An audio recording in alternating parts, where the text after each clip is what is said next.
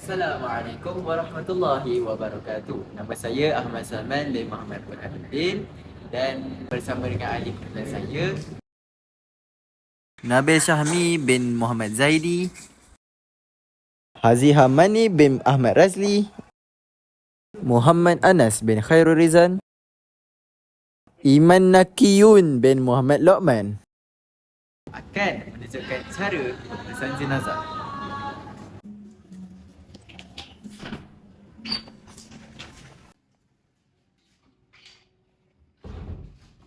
Nampak apa yang hari ni?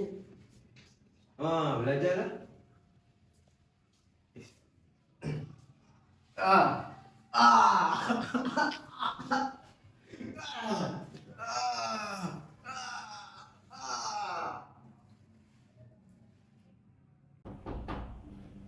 Oh, Nabil. Oh, Nabil. Nabil. Bil. Kenapa kau tidur sini? Bil. Oh, Bil. Bil. Lazy gerakkan kat sini. Bil. Tak ada awak ni. Bil. Bil. Kena dia. Tak ada tu. Cuba kau. Aku call Nabil. Hello? Bila? Apabila seseorang itu telah disahkan matinya, maka perkara-perkara berikut hendaklah dilakukan. Rapatkan kedua belah matanya. Jika matanya tidak boleh ditutup, maka hendaklah diurut dahulu dan kemudian diletakkan duit shilling di kedua belah matanya. Kiamkan tangannya seperti di dalam sembahyang. Rapatkan mulutnya. Kemudian diluruskan kakinya.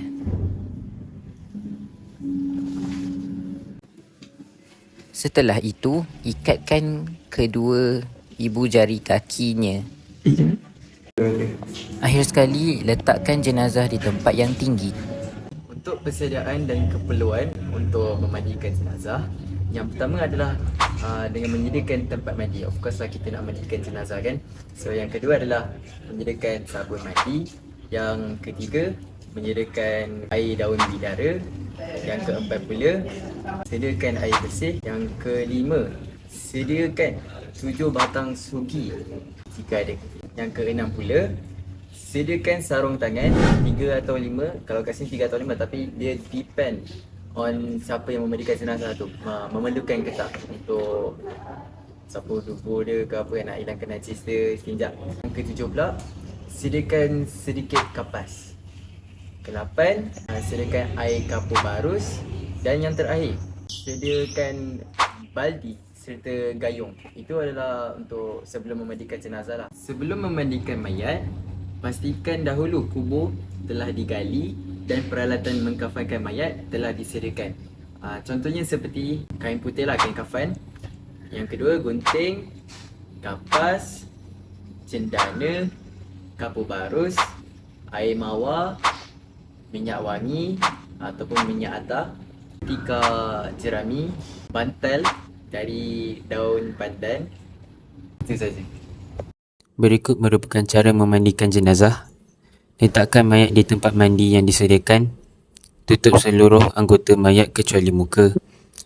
Semua bilal hendaklah memakai sarung tangan di sebelah kiri.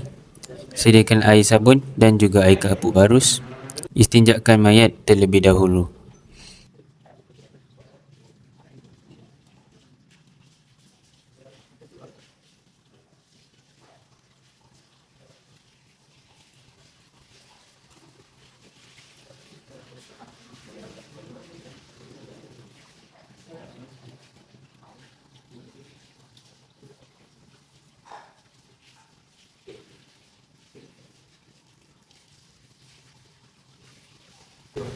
Angkat sedikit bahagian kepalanya sehingga paras dadanya.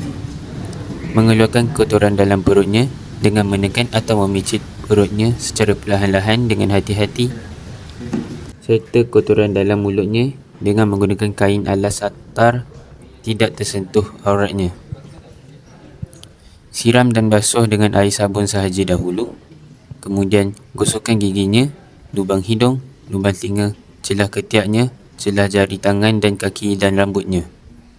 Selepas itu siram atau basuh seluruh anggota mayat dengan air sabun juga. Kemudian bilas dengan air yang bersih seluruh anggota mayat sambil berniat lafaz niat memandikan jenazah lelaki. Sahaja aku memandikan jenazah kerana Allah Ta'ala. Bagi lafaz niat memandikan jenazah perempuan pula, sahaja aku memandikan jenazah perempuan kerana Allah Ta'ala. Telentangkan mayat, siram atau basuh dari kepala hingga hujung kaki sebanyak 3 kali dengan air bersih. Siram di sebelah kanan sebanyak 3 kali, siram di sebelah kiri sebanyak 3 kali. Kemudian mengiringkan mayat ke kiri, basuh bahagian lambung kanan sebelah belakang. Mengiringkan mayat ke kanan, basuh bahagian lambung sebelah kirinya pula. Telentangkan semula mayat, ulangi menyiram seperti bila. Selepas itu siram dengan air kabur barus dan wudukkan mayat. Lafaz niat mewudukkan jenazah lelaki. Sahaja aku berniat mewudukkan jenazah lelaki ini kerana Allah Subhanahu Wa Taala. Bagi lafaz niat untuk mewudukkan jenazah perempuan, sahaja aku berniat untuk mewudukkan jenazah perempuan ini kerana Allah Ta'ala. Cara mewudukkan jenazah ini iaitu dengan mencucurkan air ke atas jenazah, itu bermula dari muka dan akhir sekali pada kakinya, sebagaimana melaksanakan wuduk biasanya. Jenazah lelaki hendaklah dimandikan oleh lelaki dan mayat wanita hendaklah dimandikan oleh perempuan. Siram dengan air 9. Setelah selesai dimandikan dan diwudukkannya, hendaklah dilapkan menggunakan tuala pada seluruh badan mayat. Cawatkan bahagian kemaluan dan dengan cawal yang disediakan. Lepas itu, usung dengan penutup seluruh anggotanya. Segala apa-apa yang tercabut dari anggota mayat hendaklah dimasukkan ke dalam kapan beramah. Dengan ini, selesailah kerja memandikan mayat dengan sempurna.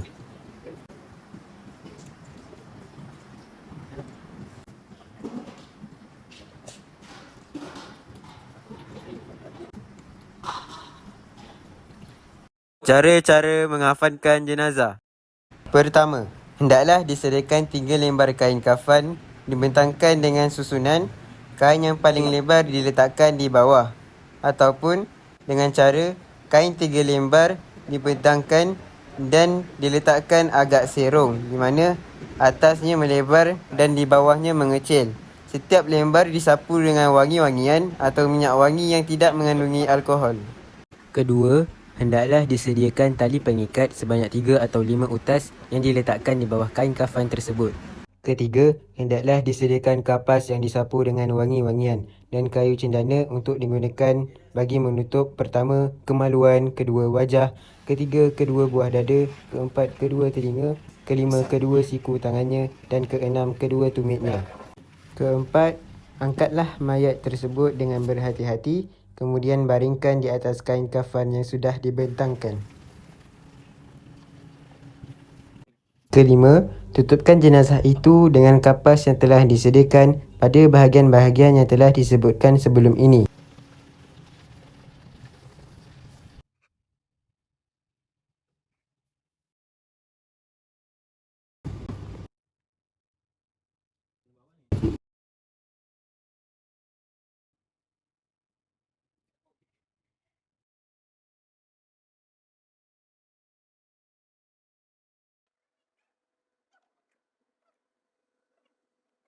Keenam, kain kafan hendaklah diselimutkan atau ditutupkan dari lembar yang paling atas sampai lembar yang paling bawah.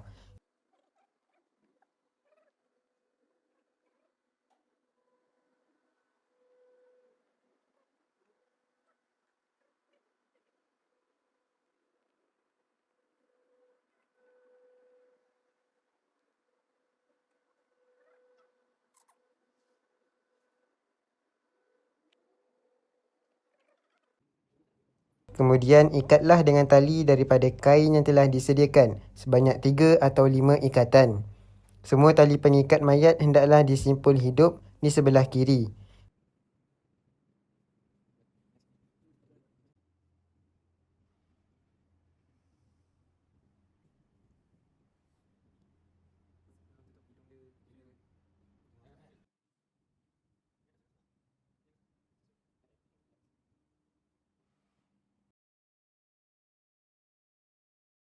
Sebelum diikat di bahagian kepala, benarkan warisnya melihat atau menciumnya. Tulislah kalimah Allah dan Muhammad di dahi mayat dengan menggunakan minyak wangi. Setelah siap diikat, renjaslah dengan air mawar dan sapulah minyak wangi.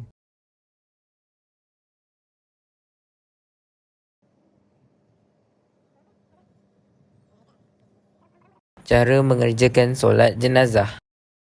Bagi jenazah lelaki, imam yang akan mendirikan solat ke atasnya hendaklah berdiri searah dengan kepala jenazah itu. Bagi jenazah perempuan, imam hendaklah berdiri searah dengan lambung atau bahagian tengah jenazah itu.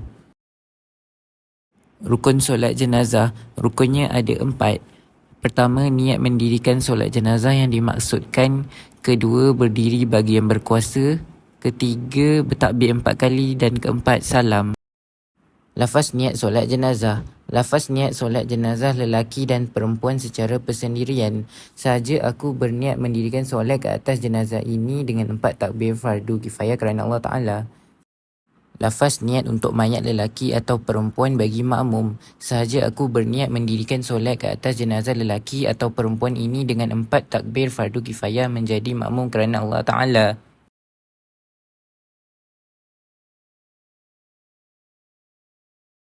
Bacaan dan doa dalam solat jenazah. Mengangkat takbir yang pertama, seterusnya membaca lafaz Allahu Akbar dan dilanjutkan dengan surah Al-Fatihah. Takbir yang kedua pula membaca lafaz seperti pada takbir pertama, kemudian dilanjutkan dengan membaca selawat ke atas Nabi Muhammad SAW.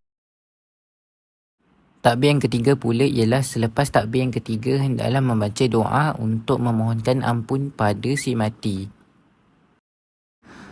Takbir yang keempat iaitu takbir yang terakhir. Selepas mengangkat takbir yang keempat, hendaklah membaca doa seperti di bawah ini. Assalamualaikum warahmatullahi. Assalamualaikum warahmatullahi. Bismillahirrahmanirrahim. Alhamdulillahirrabbilalamin. Ar-Rahmanirrahim. Maliki yaumiddin. Iyaka na'budu wa iyaka nasta'in. Ihdinas siratal mustaqim. Siratal ladzina an'amta 'alaihim ghairil maghdubi 'alaihim waladdallin. Amin. Assalamualaikum warahmatullahi wabarakatuh.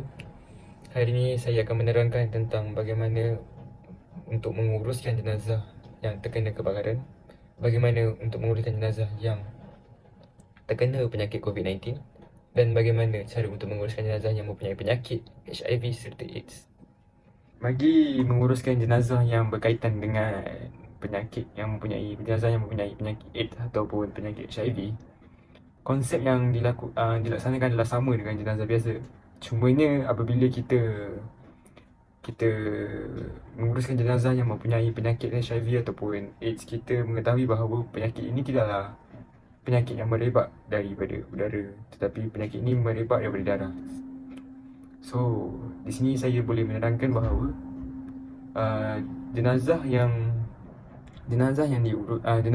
mempunyai penyakit berkaitan dengan HIV dan juga jenazah yang mempunyai penyakit HIV dan juga AIDS diuruskan seperti biasa, cumanya akan lebih teliti. Contohnya pihak yang menguruskan jenazah tersebut mestilah terhindar daripada sebarang luka. Apabila mempunyai luka, penyakit HIV dan AIDS itu mungkin risiko untuk merebak itu ada. So di situ kita kena berjaga-jaga untuk penyakit untuk jenazah yang ada penyakit HIV dan juga AIDS. Untuk jenazah kebakaran pula, jenazah yang terkena kebakaran ni, konsepnya juga sama, iaitu kita kena memandikan, mengkafankan serta mengebumikannya. Tetapi untuk jenazah kebakaran ini terbagi pada 3, iaitu peringkat pertama, peringkat kedua dan peringkat ketiga. Bagi peringkat pertama dan kedua, jikalau jenazah itu terbakar dengan sedikit ataupun pada ringkasannya, secara ringkasnya, dia boleh dimandikan, maksudnya dia boleh terkena air, maka kita kena mandikan. Tetapi jikalau jenazah itu berada di peringkat ketiga iaitu peringkat yang tidak boleh dikenai ataupun nama saintifiknya kita panggil Dibben. Kita hendaklah menggantikan hukum memandikan jenazah itu kepada tayamum supaya anggota-anggota badan ataupun kulit-kulit jenazah yang terkena kebakaran itu tidak tertanggal disebabkan terkena air. Yang ketiga berkaitan dengan jenazah yang telah terkena COVID-19. Umum mengetahui bahawa COVID-19 ini merupakan suatu penyakit yang berasal daripada Wuhan, China, dan ia telah merebak ke seluruh dunia termasuklah di Malaysia dan ia memberi impak yang besar kepada umat manusia ketika itu. Berbalik pada topik kita iaitu menguruskan jenazah jenazah yang terkena COVID-19. Ia mempunyai beberapa langkah dan juga prosedur yang perlu kita ikut. Yang pertama adalah apabila kita mengetahui jenazah itu merupakan jenazah COVID-19, kita perlulah mengesahkan terlebih dahulu dengan 3 jabatan iaitu Jabatan Perubatan Forensik, Pejabat Kesihatan Daerah serta Jabatan Agama Islam Negeri. Selepas saja kita mendapat kelulusan bahawa jenazah itu merupakan jenazah COVID-19, dan kita perlu memberitahu kepada waris, dan waris hanya boleh menghantar 2 orang wakil saja untuk datang bagi melihat pengurusan jenazah tersebut. Setibanya waris di pusat pengurusan jenazah COVID-19, waris perlulah memakai beberapa peralatan bagi mengelakkan berlakunya kejangkitan COVID-19 seperti N95 mask, pelindung mata, apron plastik, sarung tangan getah dan bot getah. Serta lagi satu merupakan fluid repellent long sleeve gown. Ini bagi memastikan bahawa waris tidak terkena COVID-19, tidak berjangkit dengan jenazah. Bukan sahaja waris, pihak-pihak yang menguruskan jenazah itu juga ketika itu, jenazah yang COVID-19 ketika itu juga perlulah memakai pakaian tersebut, memakai peralatan-peralatan tersebut supaya mencegah COVID-19 daripada terus merebak. Apabila telah selesai dengan memakai peralatan-peralatan yang perlu bagi mengelakkan penyakit itu merebak, maka kita ke topik memandikan jenazah. Apabila ingin memandikan jenazah, kita seperti biasa menggunakan air mutlak, baldi dan gayung seperti jenazah biasa. Cumanya kita ditutupi dengan seluruh badan kita agar penyakit itu tidak tersebar. Selepas saja memandikan jenazah, kita hendaklah mengkafankan jenazah tersebut seperti jenazah biasa. Dan selepas saja kita mengkafankan jenazah, kita hendaklah menyolatkan jenazah tersebut serta mengebumikan jenazah tersebut. Dan apabila ketika kita menyolatkan dan serta mengebumikan jenazah tersebut, kita hendaklah pakai semua peralatan bagi mengelakkan berlakunya jangkitan COVID-19. Sekian, terima kasih.